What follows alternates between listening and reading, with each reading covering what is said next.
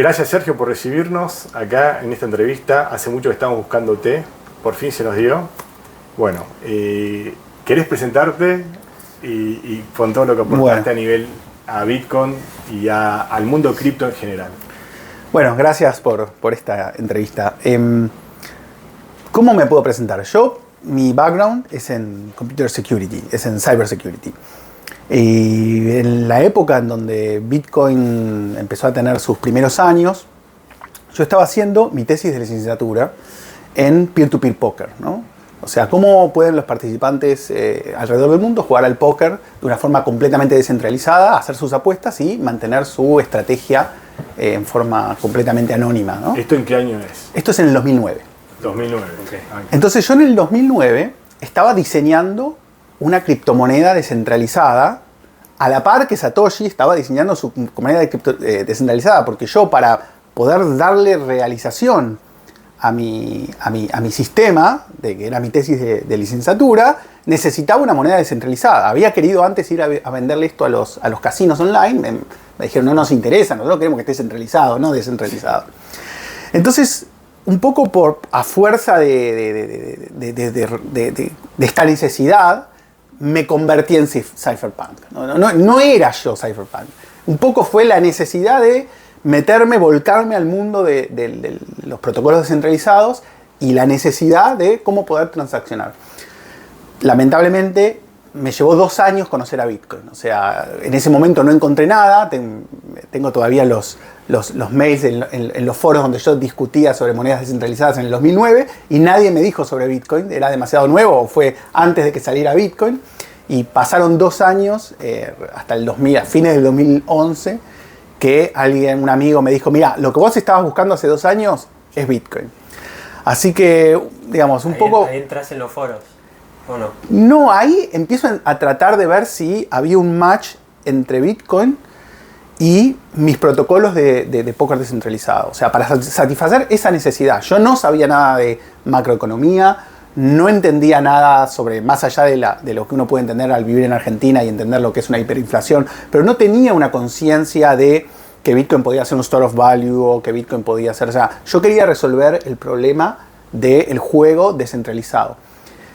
Que resultó que el juego descentralizado terminó siendo una pieza clave de DeFi muchos años después, sí, claro. Porque los protocolos que se utilizan para hacer que una cantidad de participantes puedan jugar un juego descentralizado terminan siendo muy parecidos a lo que después apareció como stake channels, ¿no? Que son la posibilidad de que un grupo de personas establezca una cantidad de reglas que pueda, digamos, enforcear off-chain y después arbitrar on-chain y resolverlas on-chain. Así que, ni bien conocí a Bitcoin, yo ya estaba en Bitcoin para escalar Bitcoin, ¿no? Es como que yo no es que llegué a Bitcoin y empecé a comprar Bitcoin como investment, ¿no? Sí, claro. Mi intención era construir layers on top of Bitcoin, ¿no? Entonces, claro, si ya venís pensando en eso, todo lo que tiene que ver con desarrollo de soluciones de escalabilidad, puentes a sidechains, el concepto mismo de sidechain, cobra un valor muy grande.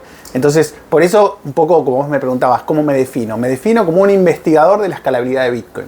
Tal vez uno de los primeros investigadores de la escalabilidad de Bitcoin, ¿no? Es buena definición. Muy buena definición.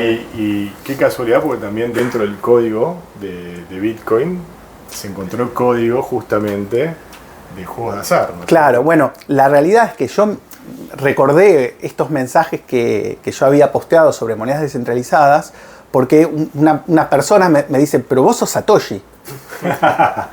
¿Por qué? Digo, no sé, no soy Satoshi. Me dice, no, porque vos estabas desarrollando un cliente de póker descentralizado en el 2009. Era sospechoso de... Claro, justo. Y Satoshi embebió en los recursos, en un archivo de recursos de la primera versión de Bitcoin, un diseño de un sitio de póker descentralizado. Exactamente. Entonces el match era inmediato, pero bueno, no, fue pura casualidad. Así que por eso fue que encontré mis mensajes del 2009, yo ni recordaba eso. Está perfecto, sí, claro. Sí. Y empezaste, cuando encontraste Bitcoin, empezaste en realidad con papers de seguridad, porque hay muchos papers tuyos, son más que nada investigaciones sobre seguridad y sobre falencias que tenía Bitcoin. Claro. Mis primeras... O sea, yo empecé a estudiar Bitcoin y empecé a dar conferencias porque, claro, la gente sabía muy poco. Entonces, en el 2012 di una conferencia en la Ecoparty, que es una conferencia de seguridad informática en Buenos Aires. Y básicamente la tesis de la conferencia es: Bitcoin no escala, Bitcoin no es suficientemente privado para satisfacer las necesidades de un sistema financiero paralelo y mucho menos el juego online. Bitcoin no es privado, Bitcoin no escala. Bueno, ¿cómo podemos hacer para... qué se puede construir sobre Bitcoin o cómo hay que cambiar Bitcoin para llegar a que sea realmente privado y realmente escalable? Así que mis primeras 2 o 3 conferencias son muy negativas de Bitcoin. Claro. Satoshi no estaba más. No, Satoshi no, yo para cuando entré en el... Estaba Gavin. Estaba Gavin Andresen, sí. Está bien. Y ahí, después de eso, automáticamente también empezaste a hacer una investigación muy conocida, que es cuando un poco, por decirlo de alguna manera, tuviste mucha exposición, que fue el paper famoso que le pusiste Patoshi. Claro, o sea, yo empecé a trabajar a mirar el código de Bitcoin y a buscar vulnerabilidades, porque bueno, mi background era en seguridad, en el 2012. Y estuve trabajando, encontrando vulnerabilidades cada vez más interesantes o cada vez que conocía más el protocolo, hasta el 2013. En un momento me contrató lo que en ese momento era la Bitcoin Foundation, sí, para hacer como una especie de auditor oficial de la Bitcoin Foundation. En el 2014. Eso creo que fue antes, del 2013, creo yo. Pero bueno, puede ser que vos tengas mejores datos que yo. Tengo 2014, pero bueno, puede ser. Gavin Andresen, que fue Gavin Andresen, aclaremos que un poco que fue un poco el que Satoshi dejó a cargo del proyecto Bitcoin. Claro. Cuando él desapareció, digamos. Claro, y él, digamos, fue el que me eligió a mí para encargarme de la seguridad en ese periodo. Eran 4 corto, desarrolladores, sí, en ese momento y vos eras la cabeza. Ahora, yo no tenía Bitcoin. Y por 2 años que estuve trabajando en la seguridad de Bitcoin, no tenía Bitcoin, porque no tenía la mentalidad, nunca pensé que Bitcoin iba a subir de valor. Tenías en Tecnet. ¿Qué? Tenías en Tecnet. No, yo miraba el código. A mí lo que me interesaba era el código y la seguridad.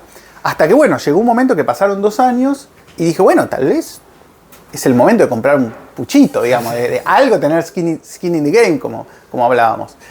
Entonces, lo primero que hice fue hacer un análisis, decía, bueno, ¿qué pasó en los primeros años de minería? Puede ser que haya un whale, alguien que tenga una enorme cantidad de bitcoins y que podría estar manejando el mercado. O sea, no se sabía nada en ese momento de quiénes eran los whales o quiénes tenían muchos bitcoins, quiénes no tenían, cómo estaba distribuido. Había muy poca información. Entonces, en un foro, que era el Bitcoin Talk, el único foro que existía en ese momento, lo que hice fue hacer el siguiente cálculo, que es completamente crudo, simple, que es...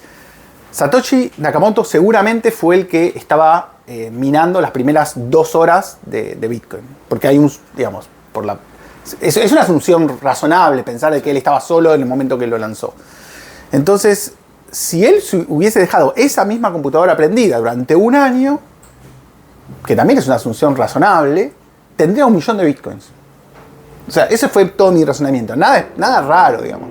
Era como, para mí me parecía casi evidente y que nadie haya hecho un razonamiento semejante me parecía como raro. Entonces lo publiqué, eso mismo, y me empezaron a bardear mal. Me mataron. O sea, como que Satoshi era una especie de divinidad, que pensar que Satoshi en realidad se había enriquecido era una herejía, digamos. Entonces, frente a ese ataque bastante fuerte que tuve de las personas con las cuales yo mismo había estado hasta trabajando esos años, dije, bueno, tal vez es el momento de buscar una evidencia de esto. Entonces, fui a mi computadora, me acuerdo que era un fin de semana, y empecé a examinar los primeros bloques que fueron minados, y encontré un patrón. Ese patrón se debe a un error de privacidad, digamos, del nodo 0.1, del primer nodo de Bitcoin, por el cual hay un contador que se llama extra nonce, que ustedes saben que el nonce se va incrementando todo el tiempo tratando de buscar un nonce que genere el proof of work, que pueda probar el proof of work. Pero cuando se acaba el espacio del nonce, que son solo 32 bits, que se acaban bastante rápido, hay que incrementar otro contador para no volver a generar el mismo espacio. Uno necesita cambiar al menos un bit del header de Bitcoin para que cuando cambie el nonce genere un espacio diferente de búsqueda. ¿no? Entonces hay otro valor que no está en el header, sino está dentro de la transacción de Coinbase, que se llama extra nonce, que tiene más bytes. Lo que yo encontré es que ese extra nonce nunca se reseteaba. ¿Qué quiere decir? Que si yo minaba un bloque y 15 minutos después minaba otro bloque, el valor en el que había quedado mi extra nonce iba a estar relacionado con el primero. Claro. O sea, si yo asumo de que esa computadora estuvo minando todo ese tiempo o buscando un bloque todo ese tiempo, entonces claramente voy a poder conectar estos dos valores de extra nonce. Entonces yo lo que hice en ese momento fue graficar en un gráfico el tiempo o el número de bloque y el extra nonce, ¿no? en dos ejes.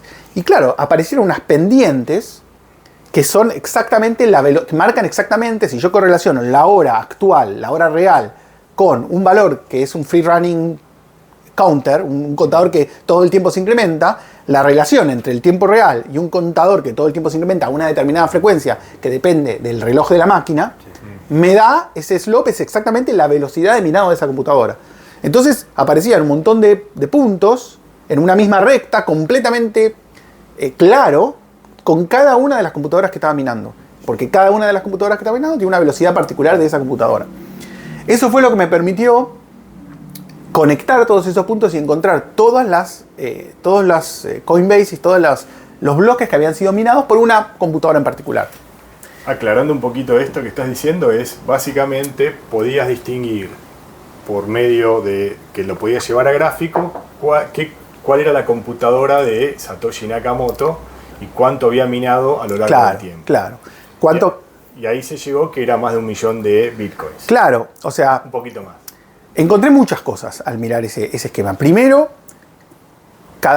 porque el patrón no sigue ad infinitum, sino que tiene como picos y vuelve a cero cada exactamente 5 días, lo cual muestra que Satoshi en algún momento paraba su computadora, posiblemente para backupear la wallet o para alguna cuestión de housekeeping, no sé, relacionado con el ámbito donde estaba. Cortar la luz medio difícil, salvo que esté en un país que corten la luz cada 5 días, pero era medio difícil. Bueno, no pensé esa teoría, pero... Sí, una cosa, a todo esto, una vez que yo empecé con este análisis, los años siguientes mucha gente me ayudó. O sea, no estuve solo. El primer paso lo di solo, pero después mucha gente, como vos decís, que se te ocurre una idea, bueno, muchísima gente aportó ideas que terminaron avanzando muchísimo más el conocimiento de la computadora de Satoshi, ¿no? Entonces, al detectar todo esto, hice el conteo y me dio 1 millón de bitcoins. Claro, lo de cortar la luz es muy difícil porque, según vi, el corte era por 10 minutos. Es decir, alcanzaba para o más o menos 13 minutos, entonces alcanzaba para un backup. Y entonces tendría que haber sido para un backup. Tenía que enchufar la aspiradora. Sí, digamos que hay muchas teorías, pero digamos, si alguien trabajó en un lugar que cada 5 días cortaban la luz, se va a dar cuenta. Totalmente. Bueno. Con eso que encontraste, igual lo de la privacidad, gracias a este trabajo tuyo, fue solucionado. Sí. Y se hizo random, ¿no es cierto? Claro, no me acuerdo exactamente cuánto tiempo después fue, pero al poco tiempo se incorporó. No. El problema de la privacidad ya había sido solucionado antes de que yo encuentre el error. Okay. O sea, alguien lo había visto. Alguien lo había visto un año antes. Lo que pasa es que nadie lo había aplicado. O sea, alguien ya se había dado cuenta que el contador había que resetearlo y y hay un commit que creo que lo hizo Gavin, pero o sea, alguien algo sabía que estaba mal. Okay. Pero nadie lo había aplicado a ver qué pasaba en el millón de bloques estos. Y después, a partir de esa investigación, seguí investigando, porque una vez que ya tenía marcados, empecé a ver un montón de otros patrones relacionados con esos bloques.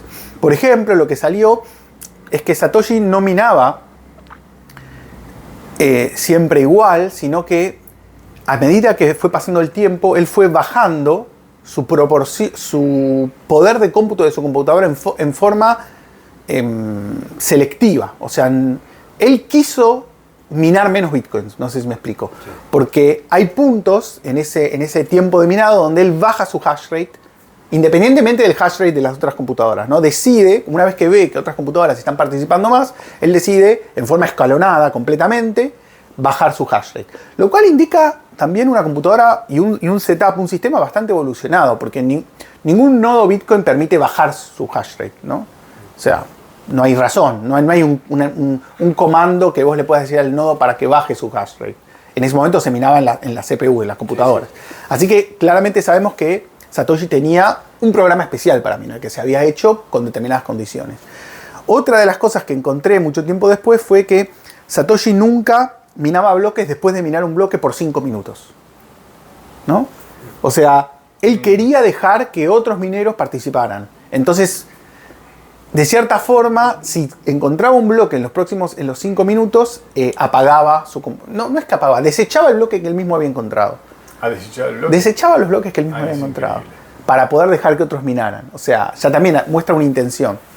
Sí, porque si era una intención económica no lo iba a desechar. Claro, por eso, o sea, se ven muchas cosas.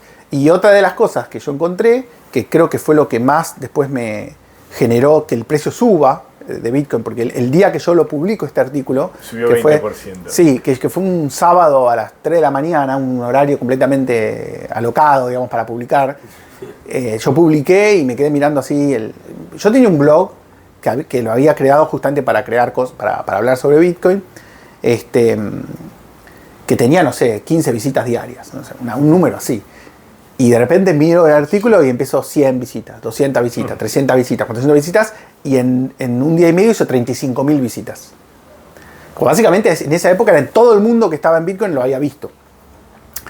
Así que eso me choqueó mucho y creo que hasta las 5 de la mañana no pude. Me quedé mirando las estadísticas cómo subían. Ahora, perdón, ahí viene la pregunta. El día que publicaste, Bitcoin subió 20%. ¿Por qué crees que Bitcoin subió 20%? Bueno, porque encontré dos cosas. Primero, que Satoshi tenía Bitcoins, y segundo, que casi no los había vendido. O sea, de hecho no los había vendido. Lo que hizo en los primeros años fue enviar Bitcoins de prueba a algunas personas. Hay 5 o 6 personas que está documentado que él envió Bitcoin. Entre ellas Mike Hearn, sí, 50 en la primera graduación, que fue 50. Sí. A Halfini, sí. y algunas pocas más, cuando Bitcoin todavía no tenía ningún valor monetario, digamos, todavía no había adquirido un valor de mercado. Okay. Y después nunca más volvió de esas Coinbase volvió a vender.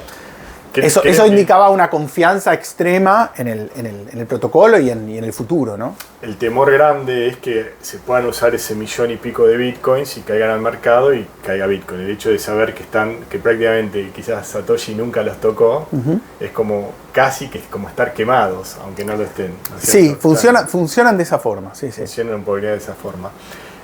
¿Por qué le pusiste Patoshi? Bueno, a mí siempre me preocupó mucho violar la privacidad de Satoshi, ¿no? O sea, yo quería mostrar el trabajo porque me parecía que estaba puesto a propósito. Me parecía que el rastro de Satoshi está puesto a propósito. No, esto no es un error. Por otra cantidad de razones, Satoshi lo puso para dejar constancia de que él había minado esos bitcoins, y no al revés. No fue un error, sino más bien algo que él se propuso hacer en forma concreta. Pero yo no quería que que la conversación alrededor de sus bitcoins mancharan la imagen de Satoshi. Y como yo no tenía evidencia real, yo no quería ponerme a buscar una evidencia real que conectara a este minero con Satoshi, le puse un seudónimo que fue Patoshi, el patrón de Satoshi. Pero es Patoshi. Entonces traté de que la conversación técnica de qué pasara con esos bitcoins apareciera alrededor del Patoshi y no alrededor de Satoshi. Porque me parecía que aparte yo no quería generar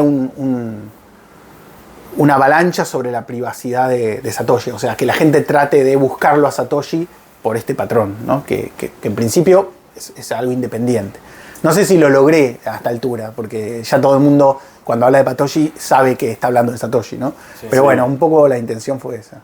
Bueno, en el año 2020 fue tan interesante tu trabajo, que en el año 2020 hubo un movimiento, una billetera de prácticamente del año 2009, que se pensaba que quizás era de Satoshi.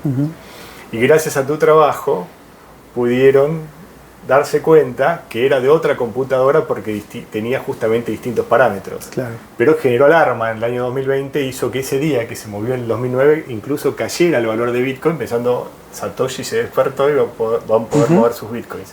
Pero qué interesante que es tu trabajo, porque hasta en cierto aspecto detecta un poco de quién es la billetera, o por lo menos que no es de Satoshi, ¿no es cierto? Sí, para mí eso es lo importante, es hacer esa distinción. Después, quién gasta sus bitcoins y de qué año es algo que no me incumbe, digamos.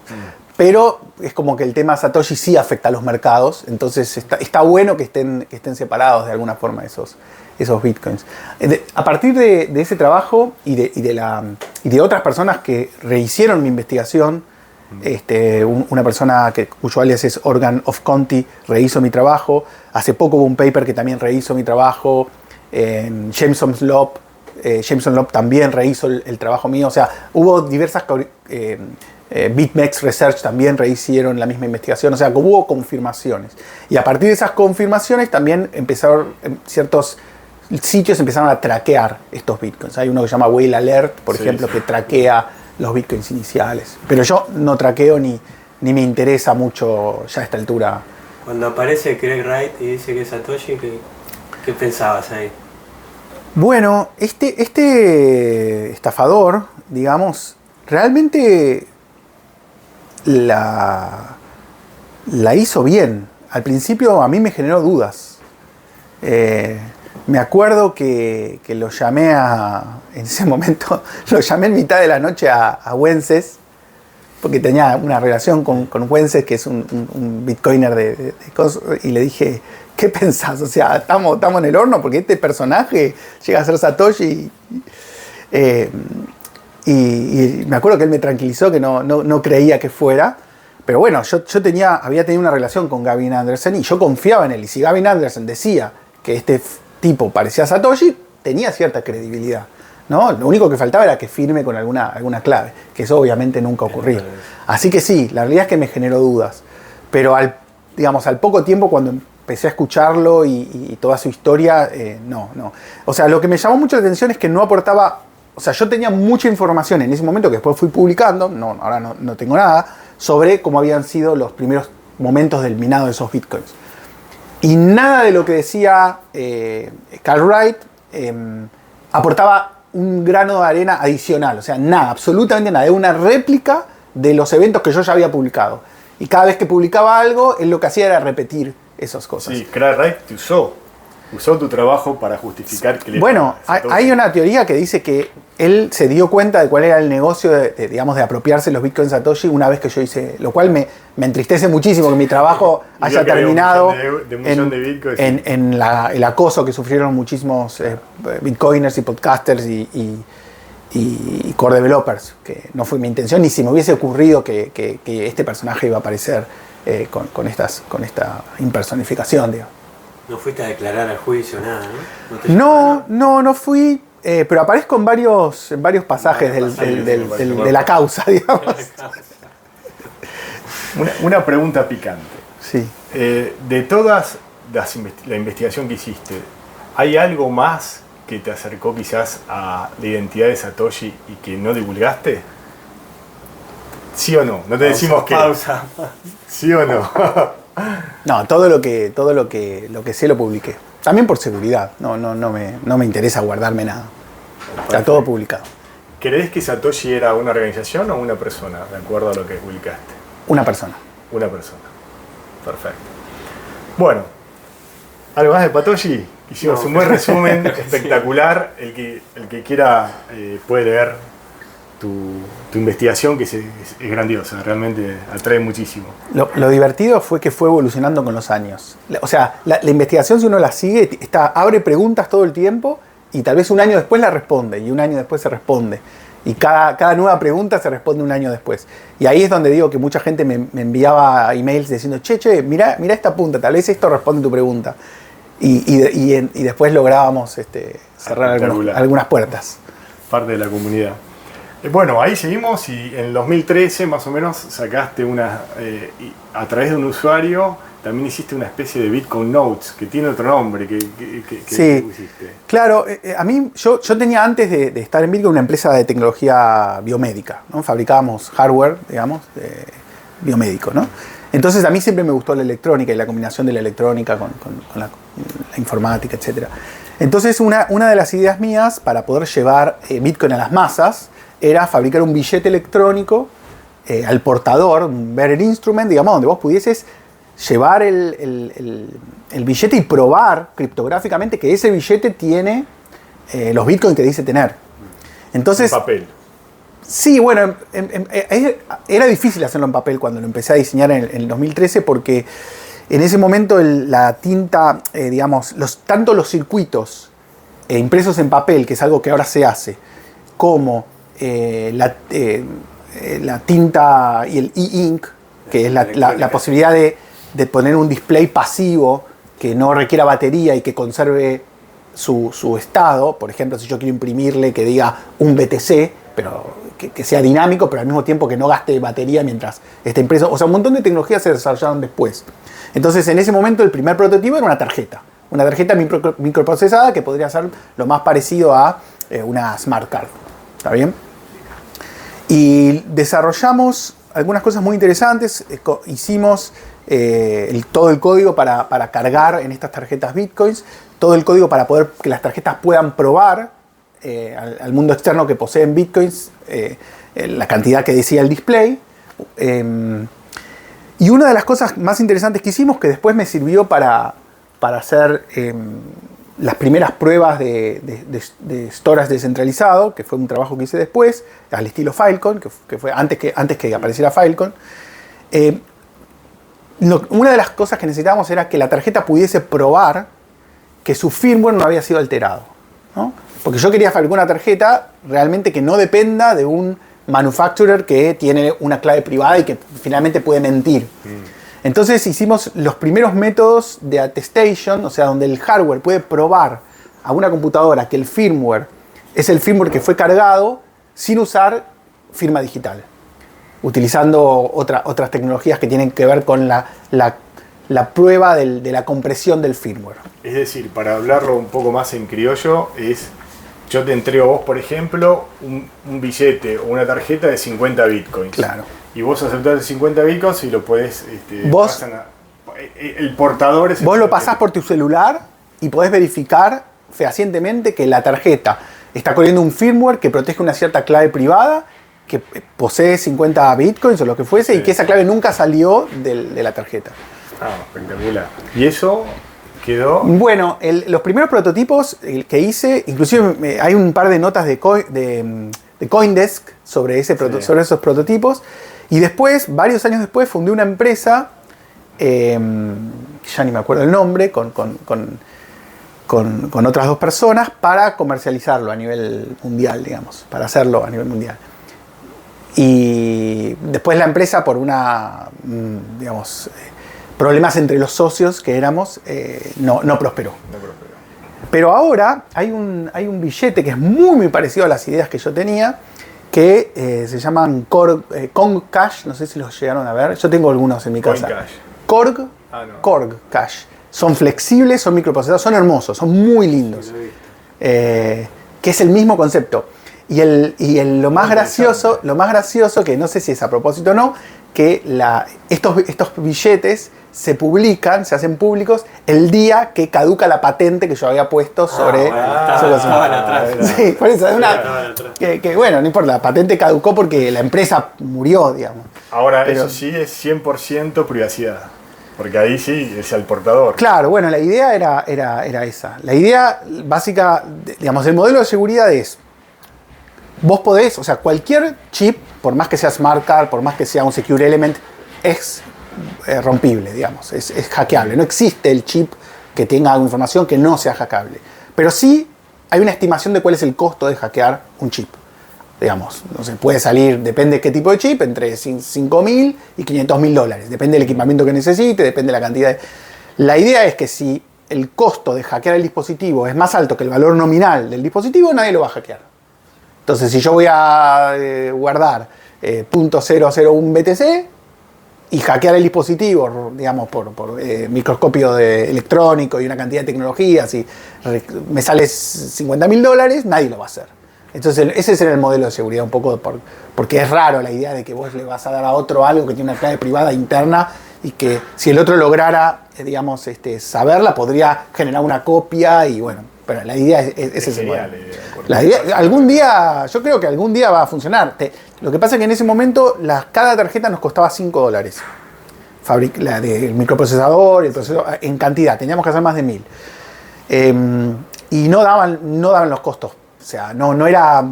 O sea, básicamente vos cuando dabas la tarjeta tenías que restarle los $5 al valor nominal que decía el display, porque era bastante, no era poco. No servía para comprar en un kiosco, claro. Sí, bueno, pero algún día, yo creo que algún día va a ser así. Y eso realmente empodera a las personas de una forma impresionante. Sí. Impresionante, porque le das dos cosas, privacidad y anonimato, porque hay... Sí.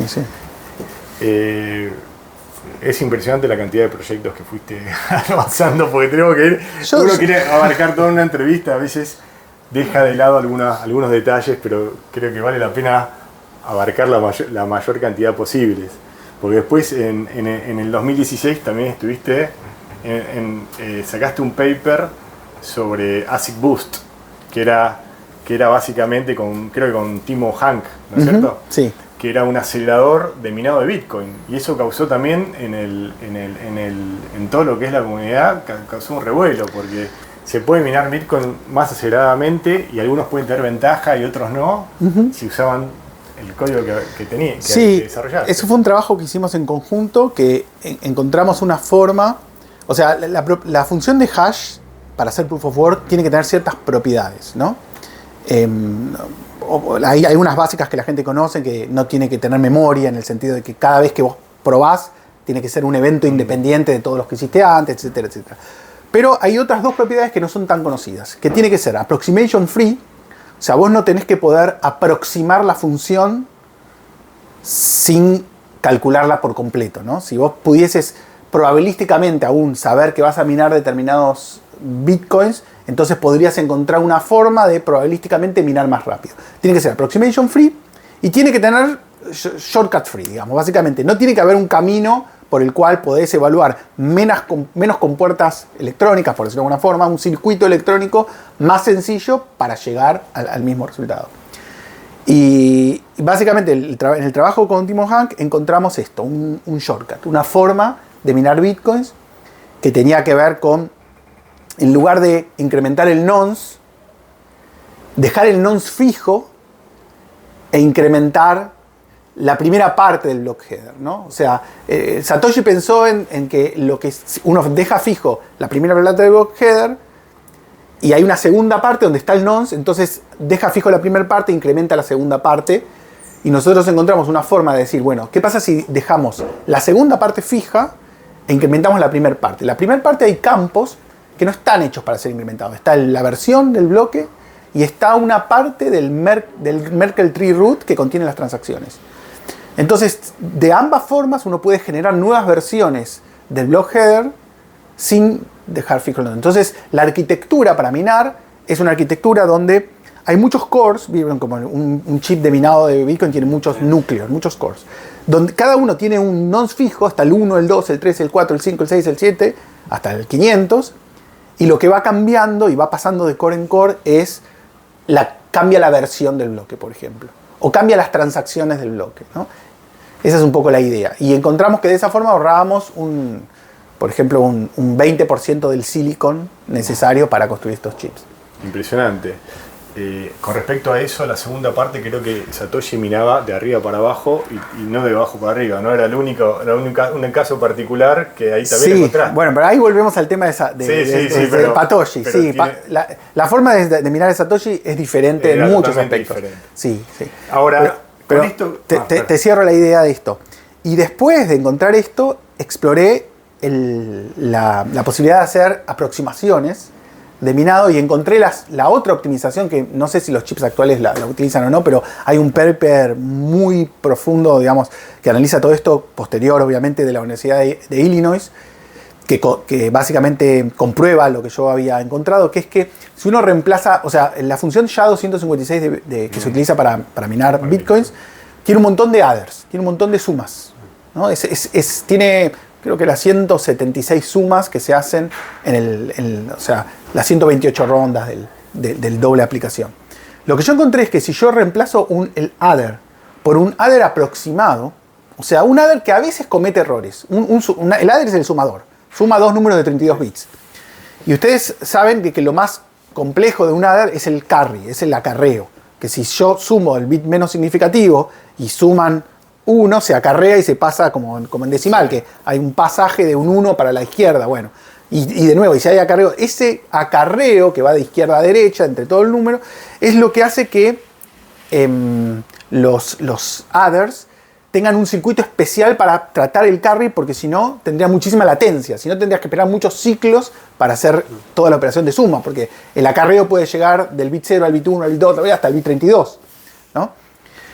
Todo eso ocupa muchísimo lugar. Entonces yo lo que encontré es que si yo ponía un adder aproximado, que a veces da mal porque el adder no llega a acarrear todo, con determinada probabilidad, aún así yo lo que puedo hacer es hacer un chip de minería.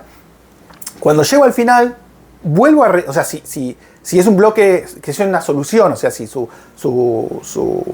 hash digest está por debajo del target, es un bloque válido, lo rechequeo, ahora sí, desde la computadora, utilizando la función ya común, y en un cierto porcentaje va a ser un falso positivo. Por ejemplo, en un 5% es un falso positivo y lo descarto.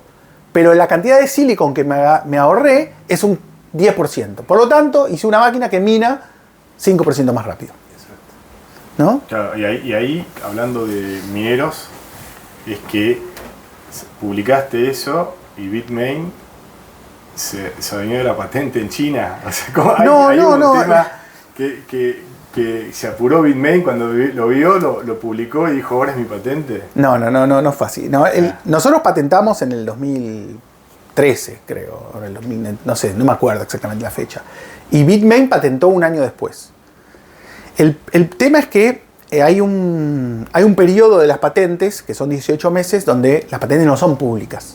Entonces puede pasar que vos patentes algo y otro patente lo mismo, ¿no? Lo que pasó es eso, cuando se publicó nuestra patente, bueno, quedó claro que nosotros habíamos inventado la tecnología primero. Igual lo más importante para mí en ese caso, cuando todavía creía en las patentes, porque ahora cambió mucho mi parecer relacionado con las patentes, era cómo hacer para que esa patente, en lugar de servir para centralizar, sirviese para descentralizar. Porque claro, si alguien tiene una patente, entonces, bueno, después de mucho buscar la forma, esa patente terminó en lo que se llama un Defensive Patent License, que es un pool de patentes por el cual vos pones esa patente y todos los que quieren usar esa patente están obligados a poner sus patentes también en open source. Es como una licencia viral como digamos, de las de open source. Sí. Bueno, fuerza a que si vos querés usar esa patente y tenés otras, las tenés que poner también en ese mismo pool de patentes y ofrecerlas a todos los demás. ¿Y qué pensás hoy de la minería? Que no hay código open source prácticamente para mineros. Sé que hay un proyecto de el Vitax, no sé si lo viste, que desarmó un minero, sacó un chip y empezó a hacer la ingeniería inversa. Sí, no, yo creo que... creo que minaron un bloque con un Vitax hace unos meses. No, yo creo que siguen apareciendo empresas de minería. No, me parece que no está... Yo no estoy siguiendo mucho la minería ahora. Sé que sé que los pools están centralizados y hay mucho esfuerzo por tratar con este nuevo protocolo de que los templates se creen en la periferia y no en forma centralizada. Aunque el pool de minería siga funcionando, Stratum 2 creo que se llama, para que los templates sean creados en forma periférica y no centralizados, ¿no? Eso es el cambio más importante. El problema del pool de minería, que no se soluciona fácilmente, es que la necesidad de participar en un pool es para bajar la varianza, para tener pagos más predecibles. Y eso no hay forma de... Un poco yo cuando trabajé en el sistema de consenso de Rustock, la idea de subir el tiempo entre bloques tenía que ver con tratar de bajar la varianza y permitir que se haga minado más descentralizado. No seguir contribuyendo a la centralización. Porque si hay 20 veces más bloques por la misma unidad de tiempo, entonces baja la varianza, en relación a eso. Y con el tema de los templates, que últimamente hubo algunas situaciones donde nos damos cuenta que el template lo sube, que quizás se sospecha que el template lo están subiendo para todos el mismo template, incluso interpools, con lo cual... Sin pasar por la mempool. Con transacciones que no han pasado por la mempool. Bueno, todo producto de la centralización, digamos. Sí, a ver, eso muchos lo predijeron, digamos. Truthcoin, Paul Stork había dicho, y yo estoy de acuerdo, que en el largo plazo nadie puede forzar a un minero a que utilice el mempool y que no haga contratos en forma independiente. O sea, es algo que tiene que ver con los incentivos económicos. Creo que era Mara Pool que hace poco, parece que era Mara Pool que dijo, bueno, mandame, te cobro por el tema de los ordinals, creo que estaban pasando. Sí. Cobraban directamente por meter las transacciones. Sí, y con BitVM 2 puede ser que pase también, porque BitVM 2 utiliza transacciones non-standard. Son transacciones que tienen 4 megabytes, no entran al mempool. Sí.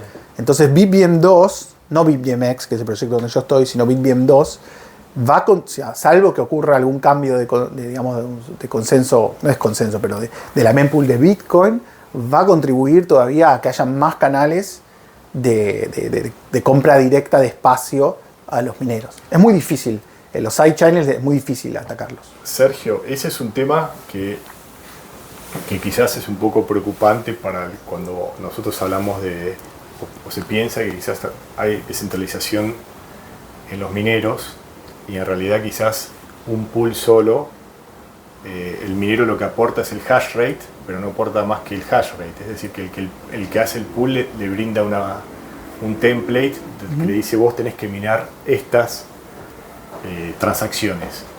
Que eso también puede llevar a un filtro de transacciones. Claro. Porque si el pool dice vos vas a minar estas transacciones, significa que puedo descartar estas transacciones a través de un tercero o un organismo central que le diga tenés que descartar estas transacciones. Y sin pasar por la mempool. ¿Vos pensás que hay una solución para eso? Porque esto es algo como medio nuevo, que nunca no se hablaba, no se quiera, casi que ni siquiera hablar de estas cosas. Como que Mira, es pecado, pero me parece que para es algo mí, que para el tema tocar. es los incentivos, ¿no? Todo se reduce a qué incentivos económicos hay para que ocurra A o para que ocurra B. Uno de los proyectos que más me interesa, relacionado con lo que vos decías, es lo que plantea el BIP 301, que es el Blind Merge Mining, que tiene que ver con cambiar los incentivos y permitir que los mineros minen templates de las sidechains sin saber lo que están minando y por lo tanto sin poder censurar lo que están minando. Entonces, uno de los proyectos que yo planteé hace un año y pico, que se llama la BitChain, es una cadena lateral, es una sidechain de Bitcoin cuyo único fin es hacer un sistema de auctioning, un sistema de remate para que las sidechains puedan comprar hash rate sin que los mineros puedan saber estrictamente qué transacciones están incluidas en cada uno de estos bloques.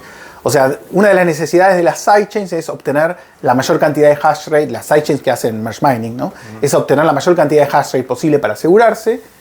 Entonces, una forma de democratizar el acceso y no forzar a que los mineros tengan que correr necesariamente un nodo de la sidechain. Aquellos que quieran correrlo lo van a correr, pero aquellos que no quieran correrlo y no quieren quedar en desventaja frente a los ingresos que puedan obtener los otros, es a través del Blind Merge Mining. Claro. Y yo tengo este proyecto que algún día lo voy a desarrollar cuando termine la enorme cantidad de cosas que estoy haciendo ahora, que se llama la BitChain, que es una cadena cuyo único objetivo es permitir auction, subasta de bloques para que los mineros puedan minar no solo Rootstock, digamos, sino cualquier sidechain y que sea realmente abierto a todos los mineros sin necesidad de que, porque una de las principales críticas que vos seguramente conoces es, bueno, pero si los mineros tienen que correr un nodo de la sidechain, entonces les estás imponiendo mayor capacidad de cómputo. Ahí vamos a llegar. Entonces, ese es un proyecto que tengo para tratar de contrarrestar ese incentivo. Sí. Ahí llegamos. Quiero irme un poquitito para atrás para llegar ahí. Vos tuviste gran incidencia en lo que es el Acuerdo de Nueva York, que se hizo en el año 2017. No sé si gran. Bueno, sí, porque fuiste, básicamente, propusiste Segwit 2+, o Segwit 2X, quiero decir, que es básicamente era una salida en ese momento de escalabilidad en Bitcoin.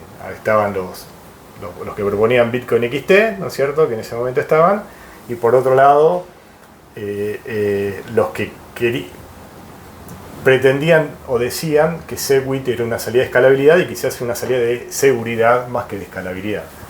Y vos surgiste en su momento, tuviste la idea de tirar Bitcoin 2X, que muchos la tomaron, ¿no es cierto? Ahí tuviste siempre una piedra en el zapato, que quizás era dentro de todos los desarrolladores, que era Peter Todd. Que Peter Todd quizás decía que no. La pregunta es, ¿vos creés que este tipo de cambio, esta propuesta que era quizás una solución en ese momento, en el 2017 ya se hablaba que los mineros, o incluso el que tenía un nodo propio, podía correr hasta casi 8 megas, ¿no es cierto?, el tamaño del bloque. ¿Vos creés que eso tiene que siempre salir del core? Si no sale del core, porque vos estabas en el core, vos estuviste en el 2014 con Gavin Anderson. ¿Por qué te fuiste y por qué quizás no incidió eso que estabas diciendo, que quizás era una salida para evitar un fork? Para entender toda esa situación hay que entender cómo funciona el proceso por el cual se presentan cambios a Bitcoin, ¿no? Es un proceso por el cual hay una cantidad de propuestas y que a lo largo del tiempo van decantando, algunas técnicamente son criticadas, son eliminadas, hasta que queda una donde hay una suerte de consenso general. El problema que se dio en el 2016 o 2017 fue que cada uno traía su propuesta. Estaba bueno, había varias, la de 8 megabytes, la de Unbounded, cualquier cantidad. Sí, bueno. Sí. Y en un momento había tantas propuestas que era imposible elegir. O sea, fue una especie de situación de stalemate, no sé cómo llamarlo, donde ya es imposible discutir, porque vos para poder desechar necesitas una cantidad reducida de propuestas. Si tenés demasiadas propuestas es como un ataque de negación de servicio. Lo que ocurre con los developers es, entonces no se hace nada, ¿no? Yo intenté creo que mi propuesta se llamaba Segwit 2MB, creo que así se llamaba, porque Segwit 2X fue una propuesta que vino después, que tomó mi propuesta con otras cosas adicionales, pero esencialmente mi propuesta fue Segwit, creo que se llamaba Segwit 2MB, así se llamaba. Y cuando yo hice mi propuesta fue como una gota más del vaso. O sea, no puedes lograr que alguien analice tu propuesta si hay otras 20 competitivas. Porque nadie tiene tiempo ni ganas de analizar 20 cosas que más o menos son más o menos lo mismo. Y yo había hecho el código, había programado, estaba la implementación y todo, pero no había lugar. Más allá de que había una división importante de si hacerlo o no hacerlo, la cantidad de propuestas también no ayudaba.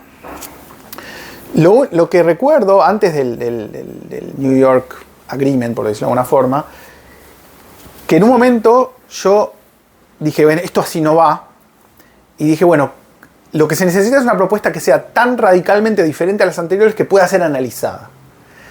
Y entonces me acuerdo que me reuní con Gavin Anderson y le dije, acá si seguimos tratando de ampliar el tamaño del bloque no va a funcionar. La única posibilidad de salir de esta encrucijada es reducir el tiempo entre bloques y mantener el tamaño. Entonces mi última propuesta, antes de que se armara el gran lío con Bitcoin 2X, fue reduzcamos el tiempo del bloque a 1 minuto y de esa forma también solucionamos el problema de las mining pools y la centralización de las mining pools, porque reducimos la varianza del minado. Entonces ya, digamos, muchísima menos gente va a participar en los mining pools. O sea, reparamos un problema claro, lateral. Y bueno, esa fue mi última contribución. Y después, sí, después se armaron dos grandes, una gran división entre... Ahí estabas en core, ¿no? No, yo ya estaba afuera. O sea, tenía relación con las personas de core, pero no participaba activamente de nada, porque estaba con estos otros proyectos. O sea, no se puede, o sea, si trabajás en el código de Bitcoin, tenés que mirar cada commit, es una tarea casi full time, digamos, no puedes hacer otros proyectos después. Entonces, ¿pero por qué te fuiste ahí? O sea, ¿en ese momento también se fue Gavin? No me acuerdo, él creo que se fue después. No, yo trabajé en la seguridad y cuando quise hacer cosas de escalabilidad, pasé de página, como decía Satoshi, ¿no? O sea, no se puede quedar atado a una cosa. Las propuestas tuyas de escalabilidad chocaban en... Yo nunca mi intención fue imponer nada. Yo siempre las tiraba sobre la mesa y si alguno se copaba, que las agarre. No. Es más que nada un desafío intelectual de decir, bueno, ¿cómo puede mejorarse Bitcoin? Que tratar de imponer mis ideas a los demás. Creo que si una idea realmente suficientemente buena, se impone sola. No hace falta que nadie la imponga. Y si no se impuso es porque no era suficientemente buena. Lo que pasa es que alguien toma la decisión después. Bueno, sí. Entonces, tiene que ser muy buena. El de Pablo dice que hay que entender los procesos decisorios, digamos. El doctor de Pablo. ¿Cuál es el proceso decisorio en Bitcoin Core? Porque finalmente es el código que corremos cualquiera que tenga un nodo. Es que no está definido. Y tiene que haber, obviamente, si personas críticas del core developers de Bitcoin van a estar a favor de algo, va a ser una fuerza importante. Pero no va a ser la única. También van a estar los usuarios, también van a estar los exchanges o los mineros. O sea, yo no sé cuántos más hard fork o soft fork va a tener Bitcoin, pero van a ser contados con van a ser muy pocos. Si alguna vez ocurre. Es muy difícil llegar al consenso, sobre todo cuanto más maduro está Bitcoin, más difícil es llegar a un consenso de un cambio. Sí. Y en el New York Agreement, mi rol y el de Diego Gutiérrez fue tratar de mediar. O sea, nosotros participamos de las charlas del New York Agreement de cierta forma representando un poco al otro bando. Fuimos a escuchar. ¿A qué bando? Al bando de los core developers. Okay. O sea, fuimos a escuchar para tratar de llevar el mensaje a los core developers y a la gente de Blockstream también. ¿Quiénes estaban ahí? ¿Estaba Mal Coral o estaba...? Sí, yo estaba hablando con el CEO de Blockstream. ¿Cómo se llama? Adam Back. Con Adam Back en ese momento. Sí. Tratando de... O sea, éramos mensajeros, no teníamos una posición tomada. Nosotros queremos que Bitcoin no forquee porque eso va a dañar el valor de Bitcoin. Se había llegado a un acuerdo, lo que pasa es que después... No, nunca se llegó una... Bueno, estuvo Hong Kong antes, que pasamos de largo Hong Kong. Sí, pasamos de largo. Sí. Ahí pero bueno, ahí estuviste en Hong Kong. No, pero en Hong Kong fue Adam Back que llevó una propuesta, pero muchos no estaban de acuerdo con esa propuesta. Ese fue el problema, que no hubo un consenso. O sea, hubo uno de los lados creyó que había llegado a un consenso que no existió. Y en esa ocasión nosotros no llegamos a obtener ningún tipo de consenso del otro lado. Así que cuando nos dimos cuenta que no iba a progresar, nos retiramos, digamos. Y ahí surge el User Activated Soft Fork. Y ahí surge el concepto, sí. Surge ahí como una amenaza contra los que querían modificar Bitcoin. 148, 149. Sí. Eso, eso estuvimos viendo algunas entrevistas tuyas, de entrevistas o programas. No sé, no me acuerdo, pasó demasiado tiempo. Pero eso fue una cosa novedosa porque en la narrativa actual, digamos, nosotros lo que estuvimos viendo, que hay un cambio de narrativa del efectivo electrónico. Están los bandos, ¿no? Está bien. Pero uno ve que al principio era algo que servía más para transaccionar, al esto los válidos. Ese cambio está. No sabemos si es un cambio voluntario de algunas personas, involuntario, fue algo que se fue dando naturalmente, puede ser, cada uno tiene su teoría, depende de qué lado esté, digamos. Para algunos es Blockstream, porque son malos, porque esto, cada uno tiene su explicación, digamos. Pero la realidad es que ese cambio está. Sí. Después, ¿por qué pasó? No lo sé. En el medio de todo eso empiezan a aparecer esto de la importancia de tener un nodo, digamos, que para algunos no tiene ningún sentido tener un nodo porque no puedes hacer demasiado, digamos, con el nodo más que ver la red. Como decíamos antes con la minería, te meten un template ahí, vos tenés tu nodo, ¿qué vas a hacer? Vas a decir, no, ese no me gustó el template, como está hecho, no puedo hacer nada. Y empieza a haber un discurso y una importancia, porque evidentemente los nodos votan después. Entonces, en el User Activated votan si los mineros mandan Segwit o no mandan Segwit, digamos, por decirlo de alguna manera. Y entonces, ¿qué opinión tenés de eso? ¿De los nodos tomando decisiones o el consenso? ¿Cambian las reglas del consenso? No, a mí me parece que los usuarios y son una pieza fundamental de Bitcoin y ningún cambio puede venir unilateralmente de nadie, ni de los mineros, ni de los core developers, ni de los usuarios, ni del gobierno. O sea, el enorme valor de Bitcoin es justamente eso, que es un consenso entre un montón de intereses diferentes. Así que me pareció que el surgimiento de esa fuerza descentralizada de los usuarios dispuestos a evitar, digamos, a forkear Bitcoin para evitar un ataque, me parece algo muy valioso. Lo que pasa que, digamos, mirado ahora en retrospectiva, eso dejó mucho tiempo que no pudiesen ocurrir otros cambios en Bitcoin que tal vez sí hubiesen. Por ejemplo,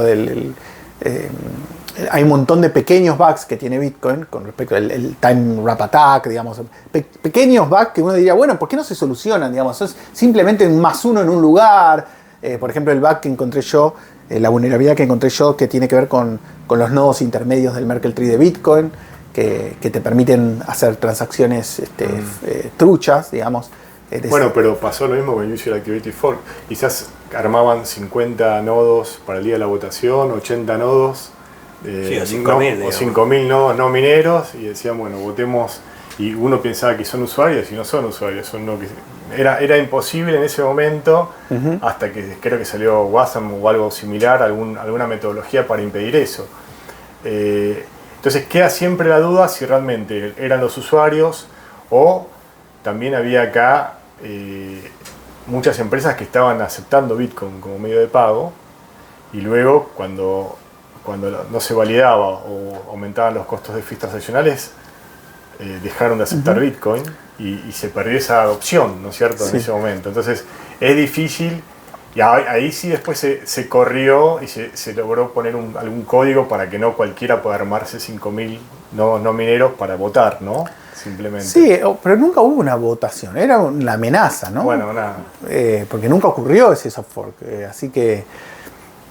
Sí, es muy difícil tratar de hacer revisionismo histórico y decir, bueno, ¿qué hubiese pasado? Sí, hay que tomar Bitcoin siempre como lo que es en un determinado momento histórico. O sea, ¿qué es Bitcoin ahora y qué se puede construir con lo que Bitcoin es ahora? Si tu objetivo es cambiar Bitcoin, mejor cambia vos, porque no vas a poder cambiar Bitcoin. O sea, tuve muchos encontronazos. O sea, de hecho, al haber creado la primera sidechain... Ahí va el tema. Sí. A raíz de esta limitación que surgió en Bitcoin, sí, ahí vos decidiste armar una L2, que ahí surgió RSK, o cómo fue el tema. O sea, a raíz de esta limitación dijiste, en el 2013 hice la primera blockchain con contratos inteligentes un año antes que Ethereum, contratos inteligentes Turing Complete, que se llamó Quickscoin. Y estaba relacionada con los juegos online. Yo lo que quería era que la blockchain funcionara como el layer de arbitraje para juegos de tipo de póker o cualquier otro tipo de juegos donde se necesitara una criptomoneda, etcétera, etcétera. Eso fue en el 2013. O sea que yo ya venía trabajando en eso. Pero con un poco de los Block Size Wars se solidificó. Pero piensen que Rustock empezó antes de esto. Rustock nació en el 2015. Pero ya la discusión de la discusión ya estaba, en 2013 o 2012. Y hay cosas interesantes del diseño de Rustock, que una de las cosas, factores de riesgo que nosotros considerábamos era soft forks, que Bitcoin decayera de valor en forma abrupta por el Block Size Wars, o sea, que hubiese realmente eventos que destruyeran el valor de Bitcoin. ¿Cómo podíamos hacer que Rustock resistiera aún así la caída de Bitcoin? Entonces nos hacíamos preguntas que ahora parecen ridículas, como por ejemplo, nosotros tenemos un PEG con Bitcoin 1 a 1, pero si Bitcoin se destruye, ¿qué va a pasar con los Bitcoin que viven en Rustock? ¿Van a valer más o van a valer menos? Porque ahora, digamos, o sea, si Bitcoin no existe pero Rustock sí, entonces ¿qué va a pasar? ¿Qué va a pasar con esos Bitcoins? Entonces, si hay muy pocos Bitcoins del lado del Rustock, entonces esos Bitcoins tienen que valer mucho, porque están dando lugar a una economía en Rustock, ¿no? O sea, ese tipo de preguntas que ahora son ridículas. O por ejemplo, nosotros cuando hicimos Rustock tuvimos hash rate haciendo merge mining de Rustock de Bitcoin y de Bitcoin Cash simultáneamente. O sea, dos blockchains antagónicas, ambas dos minando Rustock. O sea, potencialmente, y una de las preguntas que nos hacíamos era, bueno, pero esto es bueno, es malo, digamos, qué puede pasar en el futuro. Podríamos tener más hash rate que Bitcoin y que Bitcoin Cash juntos, si tenemos el merge mining de ambas dos. Bueno, obviamente la historia dijo otra cosa, ¿no? Pero bueno, ahí viene otro tema, que es, y ahí tengo que tocar un temita ahí, que hay Paul Stork fue el primero que habló de merge mining, ¿no es cierto? De Drive Chains. De Drive Chains, Perdón, de Drive Chains. Ahí me corrijo en eso. El que le contestó muy duramente en su propio blog fue Peter Todd, respecto a eso. Hizo una contestación a él por el merge mining, de la cual RSK también lo hace, porque, vos me corregís, pero arriba del 50% de los nodos de Bitcoin hoy también pueden minar RSK. Sí, o sea, están minando la sidechain. Ahora bien, Peter Todd está en contra de las sidechains, y también tuviste en algún momento algún tipo de discusión con él. Y la pregunta es, según Peter Todd, dice que básicamente las sidechains es como agrandar los bloques. En un momento dijo, es como agrandar los bloques. ¿Cuál es el temor acá, quizás? Y pregunta es esta, ¿no? También. Es que si todas las transacciones de Bitcoin empiezan a hacerse por sidechains, la red principal se transforma en la sidechain. Porque todas las transacciones empiezan a funcionar en la sidechain. Y eso no será también un poco lo que Peter Todd está en contra, y es lo que le causa revuelo, o cuál es la discusión te doy dos respuestas a eso, que esto es un debate largo, podríamos estar solo una hora debatiendo estos puntos, pero dos potenciales respuestas. Primero es, si los mineros tienen un incentivo, no hay nada, absolutamente nada, que uno pueda hacer que impida o que logre que los mineros no hagan lo que económicamente les es más redituable. O sea, la aparición de sidechains con merge mining es un hecho. O sea, ya existía antes de existir Rootstock y va a seguir existiendo aunque Rootstock desaparezca mañana.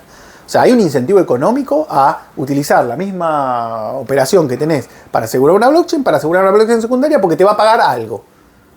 Y pensá que los márgenes de ganancia, sobre todo en determinados momentos históricos de los pools de minería, eran muy chicos.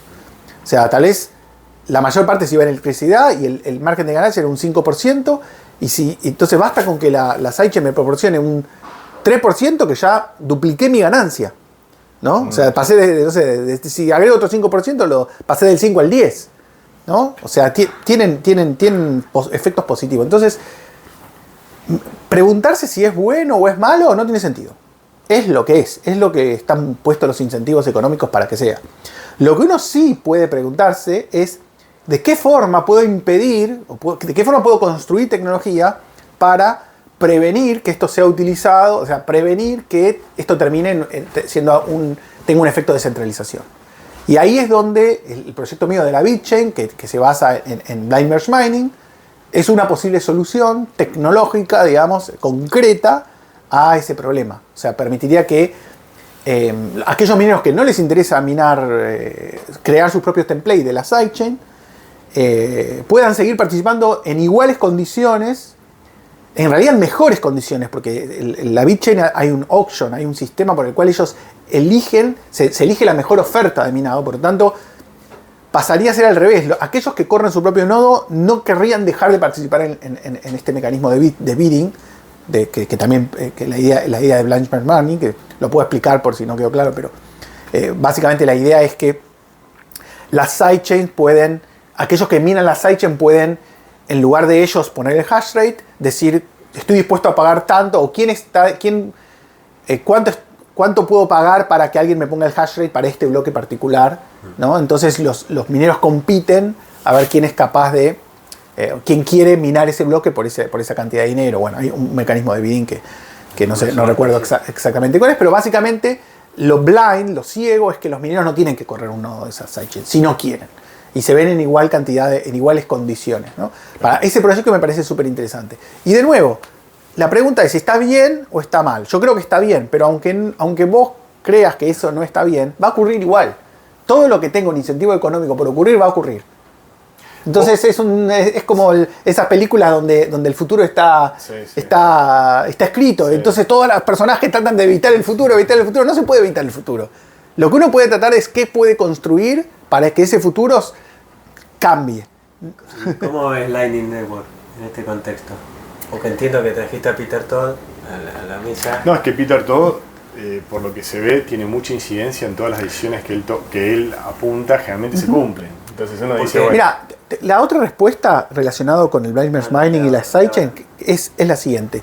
Todo lo que no ocurra en Layers 2 de Bitcoin va a ocurrir en forma centralizada.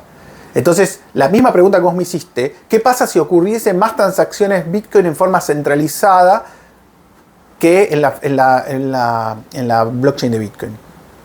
Es un mal mucho peor. O sea, estamos hablando de que, o sea, lo que estamos diciendo es que toda la gente va a tener, en lugar de tener Bitcoins custodiados por sí mismo, va a tener Bitcoin en un exchange.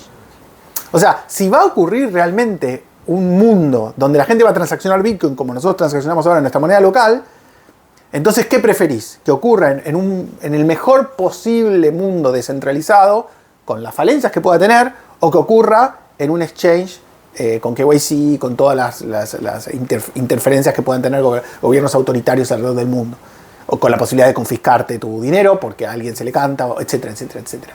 Entonces, esos dos mundos son los que hay que comparar. Tratar de comparar la no existencia, o sea, la existencia de sidechain con la no existencia de sidechain es ridículo. Porque no va a ocurrir ese otro mundo. Hay que comparar con los mundos posibles. Los mundos posibles es todo centralizado y la gente dándole sus claves a Binance o quien sea.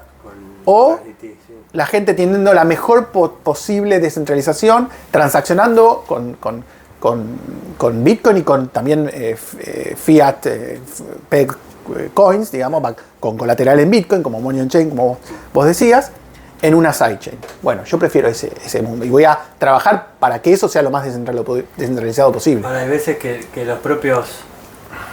Hay mucho maxi de todos lados y dicen, bueno, RSK no es Bitcoin. Bitcoin es Lightning Network, por ejemplo. Otros dicen que Lightning Network no sirve para nada. Entonces, ¿cómo ves el tema? ¿Hay competencia con Lightning Network? ¿Es otra cosa? No, es una cosa muy diferente. O sea, Lightning Network lo que tiene es obviamente unos pagos mucho más baratos que lo que podría tener una sidechain. Un rollup sobre una sidechain podría competir con Lightning Network, pero en sí la tecnología detrás de Lightning Network es súper interesante.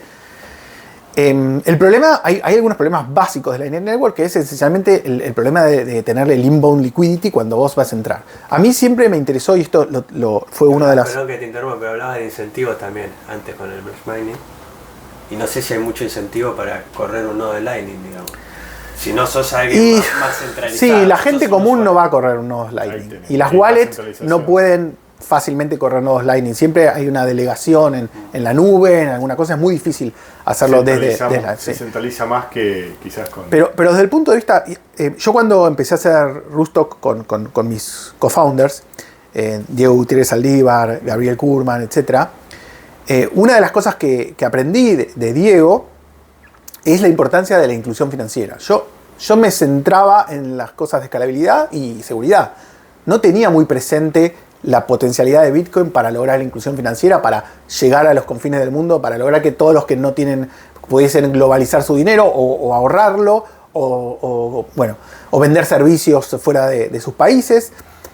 Y eso me lo contó él y me lo transmitió él. Entonces, yo siempre pienso, cuando pienso en pagos, ¿esto sirve para la inclusión financiera? ¿O vamos a terminar siendo los mismos tipos que ahora transaccionamos con tarjeta de crédito que vamos a usar la auxiliar? Yo quiero que realmente Bitcoin llegue a billones de personas. No quiero que sea otra cosa que reemplace y que haya la misma cantidad de excluidos, nada más que ahora los bitcoiners somos magnates o no sé, o lo que sea.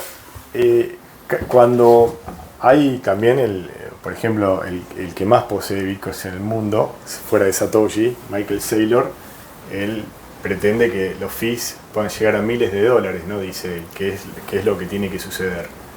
Ante esas situaciones es contraria a lo que estás diciendo, de que pueda alcanzar a todo el mundo. Si siempre necesitas una transacción on-chain, ¿no? Para hacer, sea CL1, sea Lightning, o lo que sea, necesitas una transacción on-chain. Si ocurre eso, como pretende algunos maxis también, que dicen que tienen que ser fees altísimos para subvencionar a los mineros.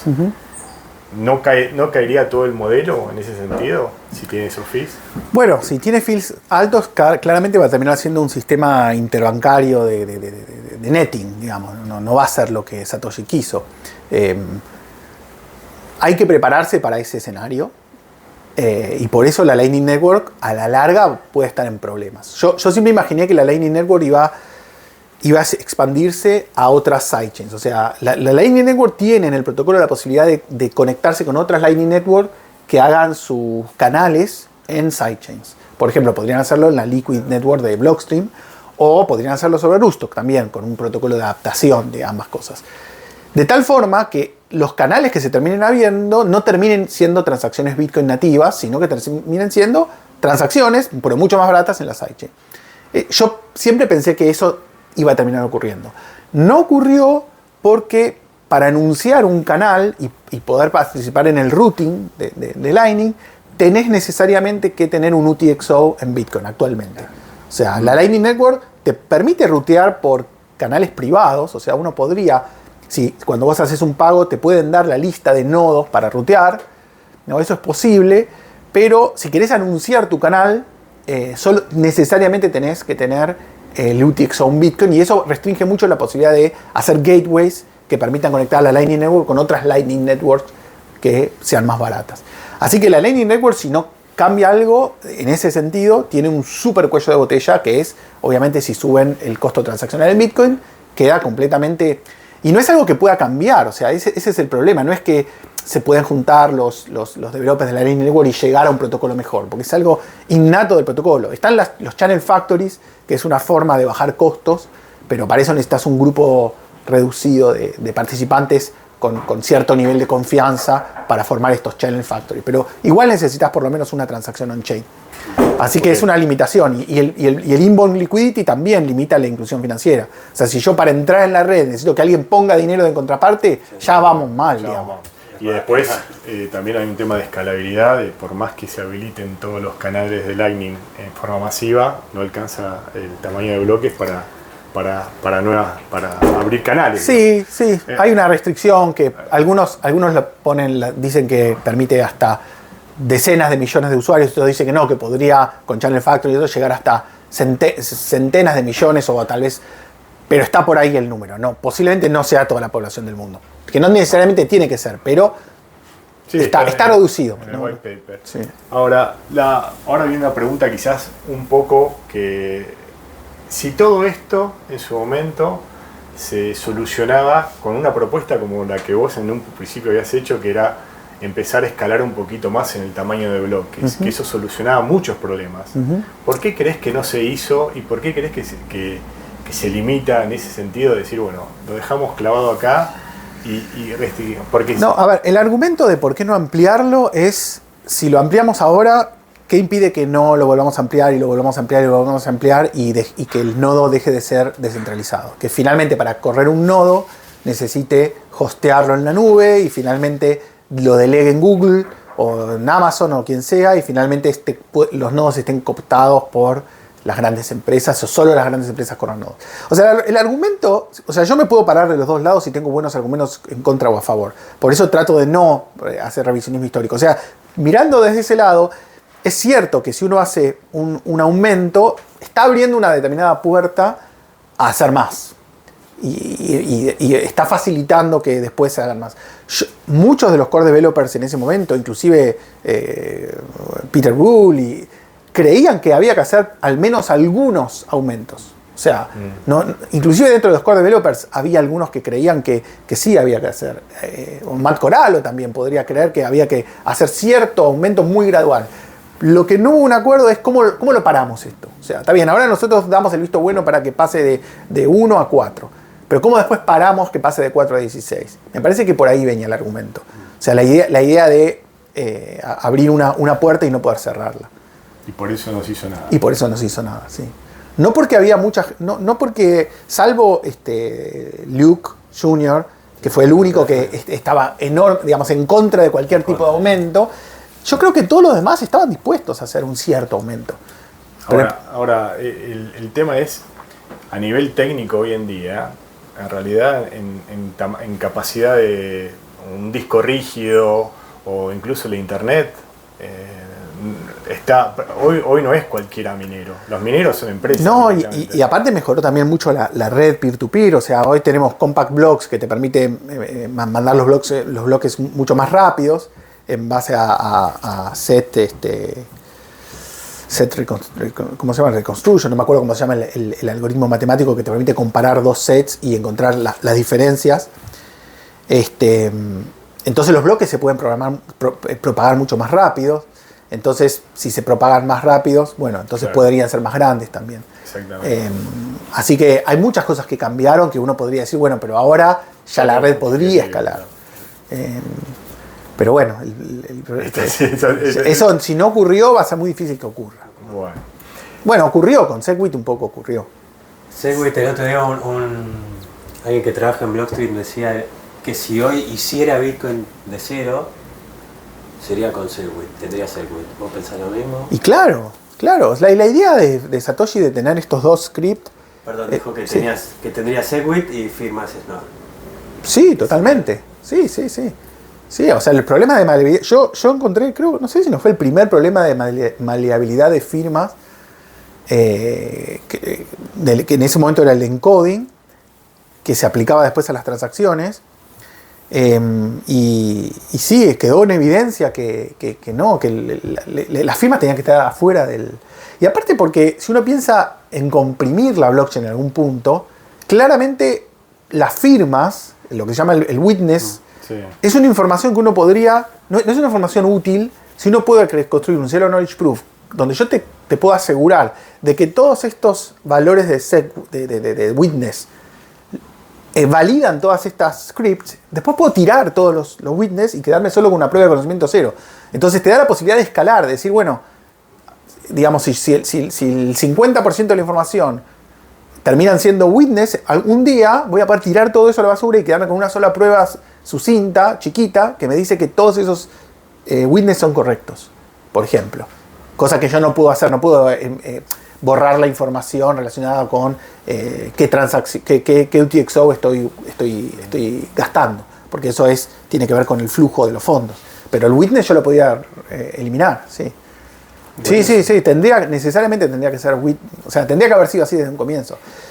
Y de hecho, Satoshi cometió un error mucho más grosero, que es que él pensó que los dos scripts se tenían que concatenar con ese el opcode separator, y se iban a y en un comienzo se ejecutaban uno y a continuación el otro simultáneamente, ¿no? Y eso tenía un problema de seguridad, de que uno podía de uno, digamos, modificar al otro, y entonces después alguien encontró ese problema de seguridad y en lugar de concatenarlos para poder ejecutarlos, se hicieron dos ejecuciones separadas. O sea, primero se ejecuta el script pub, que pone cosas en el stack, y después viene otra ejecución de otro script, que es el script seek. Al principio estaban concatenados, y eso tenía un problema enorme de seguridad. Así que muchas de las ideas de Satoshi no estaban bien. La clave privada. No, podías básicamente gastar de cualquier dinero de otros.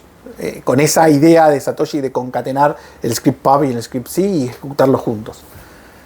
Porque básicamente en el script SIG, no sé qué podías hacer, pero tenías demasiado control del stack y podías gastar cualquier cosa. Bueno, ya para ir hablemos un poco de BitBMX. Sí. Contanos resumidamente un poquito, que creo que empezó todo con el white paper de Robin. Sí. Linux era. Sí. Me sabía Linux, fuera parecido. Robin Linux empezó con BitBM. Después vino el 1, después vino el 2 y después el que publicaste vos, el X.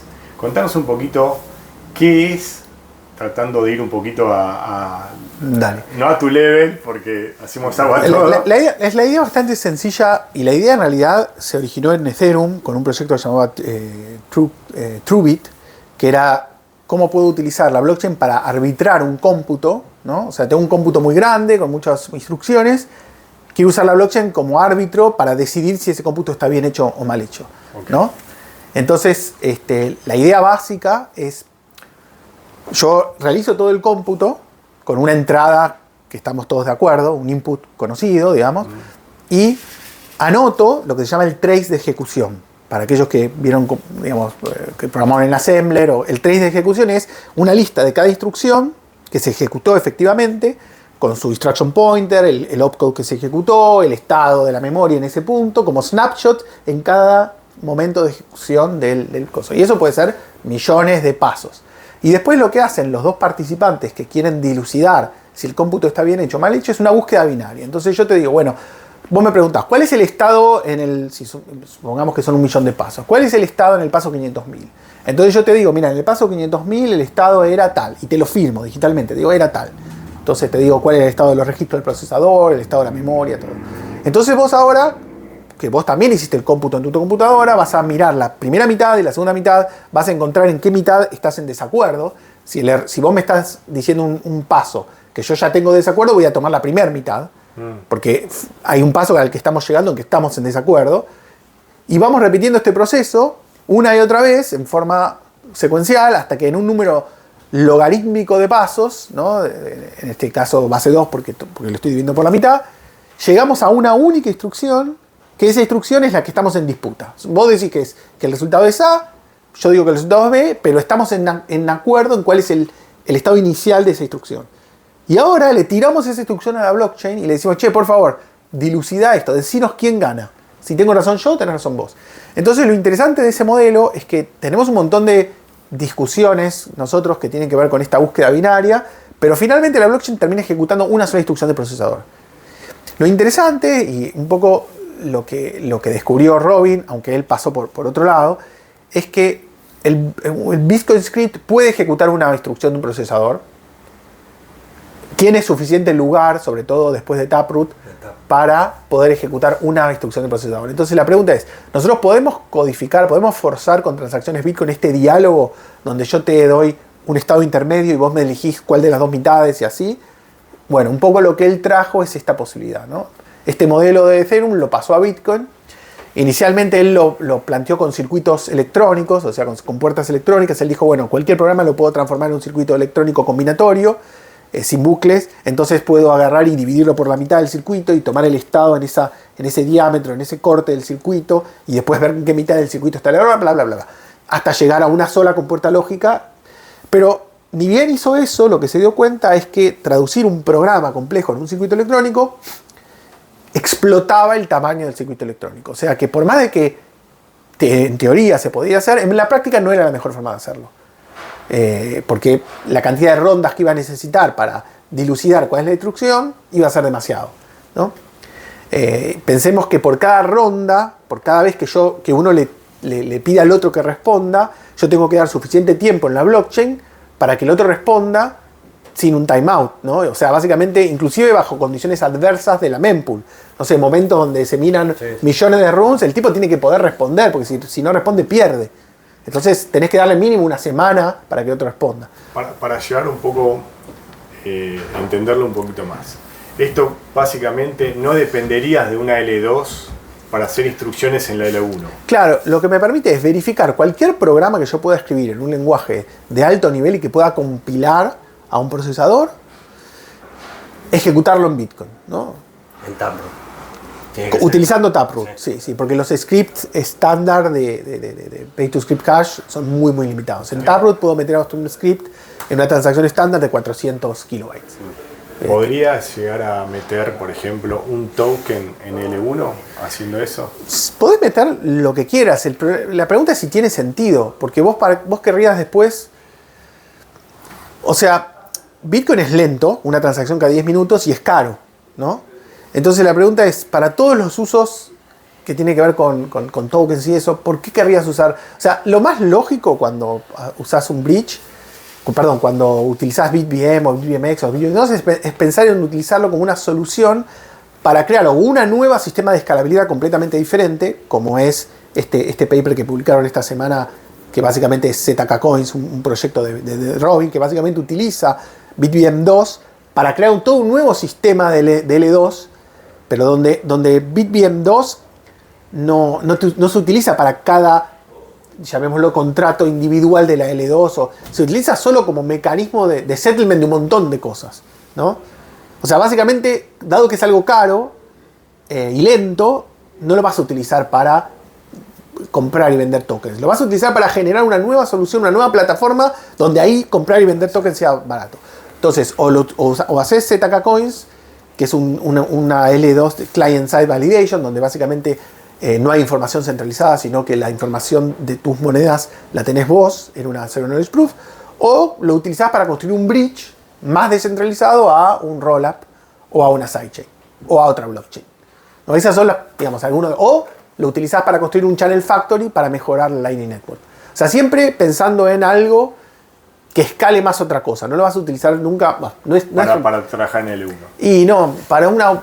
No te va a convenir, no te va a hacer. Hay otros Bitcoin, por así decirlo, como Bitcoin Cash, que trabajan en instrucciones de esa característica. Creo que tienen una aplicación, una DeFi directamente, usando los scripts como BCH Bull. ¿No? BCH Bull es una DeFi que funciona con scripts de Bitcoin. Es básicamente sin usar L2. Sí. Es básicamente algo similar, pero no quiere llegar a ser tener DeFi adentro por un tema de costos, pero sí funcionaría como bridge. Es decir, un ejemplo, RCK, cuando uno se hace el POW-PEG, creo que se tarda para validar 128, puede ser, validaciones. El POW-PEG llevas, para ingresar dinero a Rustok necesitas 100 bloques Bitcoin. 100 bloques, que es lo mismo que el Coinbase, cuando uno tiene que cobrar el Coinbase, un minero tiene que cobrar el Coinbase, tiene que tener 100. Sí. El número que se puso ahí, ¿es específicamente por el Coinbase? ¿Por el Coinbase? Se supone, cuando Satoshi puso 100 bloques de confirmación para el Coinbase, la idea es que los mineros siempre estén alineados. Él dijo, bueno, nunca va a haber una reorganización de más de 100 bloques.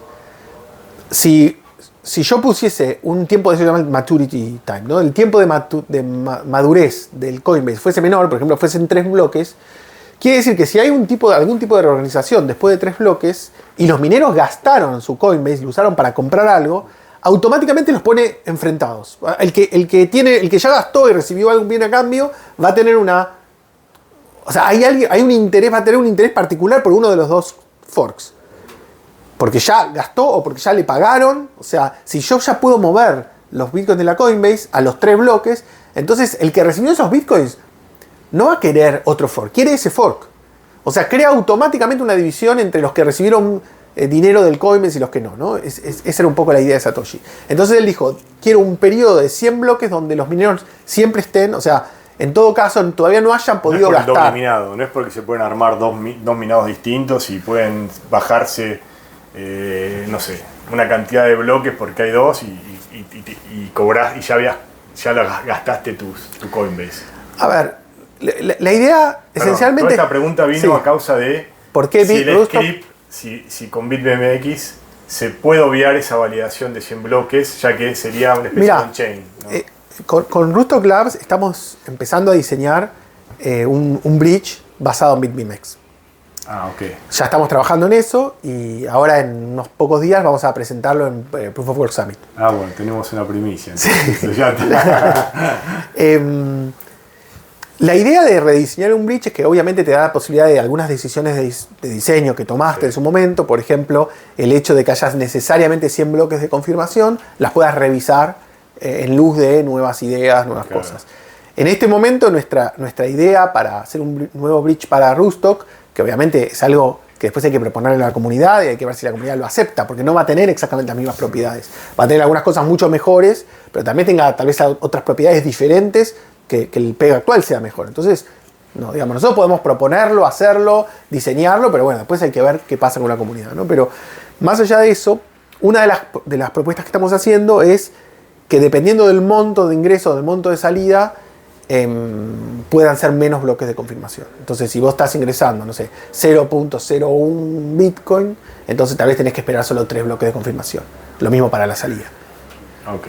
Gracias, todo esto gracias a la implementación de BitBMX. Sí, BitBMX lo que te da es mayor descentralización. O sea, el modelo de seguridad del bridge del POW-PEG, que es único, esencialmente es un threshold. O sea, necesitas que el 51% de los que se llaman los pegnatories de cierta forma aprueben un movimiento. No es una aprobación en realidad porque están obligados por el hardware que están corriendo, ¿no? Pero básicamente, dicho en forma simplificada, que el 51% de los en este momento 9 funcionarios, pegnatoris que tienen el HCM de Rustock, aprueben el pegout para que el pegout ocurra, ¿no?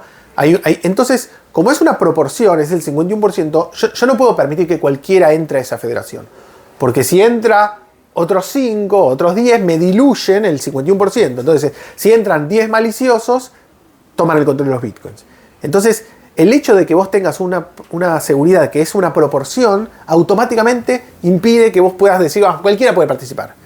BitBMX tiene otro security assumption, que es básicamente que cualquiera, basta con que uno sea honesto, de todos los que participan en la federación, ese puede impedir que se roben los bitcoins. ¿Eso qué quiere decir? Uno diría, bueno, pero sigue habiendo una federación. Sí, sigue habiendo una federación. Pero dado que cualquiera, basta que uno esté honesto, yo puedo dejar esa federación y abrirla, que entren 1000 más. A mí no me molestas. Si yo confío en que yo estoy en la federación, yo sé que yo soy capaz de impedir el uso deshonesto, o sea, que alguien se robe los fondos del PEG. Entonces, automáticamente creo un sistema mucho más descentralizado, donde ya no hay unos pocos que fueron elegidos por determinadas condiciones de seguridad, pero de última fueron elegidos, ¿no? Igual el caso de Rustock actual es especial porque las claves privadas que manejan esa salida de Bitcoin están en unos HCM, en unos dispositivos que los funcionarios no tienen acceso y ni siquiera pueden extraer su clave privada. O sea, están atados de pies y manos, no pueden ni siquiera elegir un pegout, ¿no? Está dentro del hardware, si muere el hardware, muere la clave, no hay ni backup. O sea que es diferente, ¿no? Es algo bastante particular y bastante seguro. Creo que es de lo más seguro que se hizo, digamos, en el ecosistema. Pero aún así, la percepción que tienen los bitcoiners es que hay una federación elegida a dedo, y que de última instancia podrían, no sé, hacer algún tipo de ataque. Pero vos decías que no podían ponerse por encima del hardware, digamos. Bueno, pueden romper el hardware, pueden apagar el hardware, Okay. pero no pueden extraer la clave privada y complotarse y decir, bueno, ahora vamos a pagarle los bitcoins a tal. No pueden hacer eso. Porque el dispositivo de hardware tiene un nodo Rustock adentro y verifica el proof of work. Entonces, si vos querés engañar al nodo, le tendrías que dar un proof of work de varios días más grande que el que tiene, digamos, la red Rustock. Entonces, bueno, sí, yo qué sé. Bueno, espectacular. Pero bueno, queremos algo mejor. En realidad tenemos 200.000 preguntas más, pero creo que ya estamos sí, muy extensos. Pasamos por todos lados. Nos quedan algunas cosas. Siempre, la verdad que seguramente te vamos a molestar alguna otra vez. Bueno. Pero no sé si te queda alguna pregunta a vos. No, bueno, miles. Pero para otra ocasión. Bueno. Gracias te agradecemos muchísimo. La verdad que nosotros vamos a tratar de hacer llegar todo este conocimiento a todos los que nos siguen dentro del Club Cripto, y queríamos siempre poner contenido de calidad, como por eso te tenemos enfrente nuestro. Bueno, gracias. Y mucha suerte Estamos al habla. en los proyectos estos. Gracias, suerte. Muchas gracias.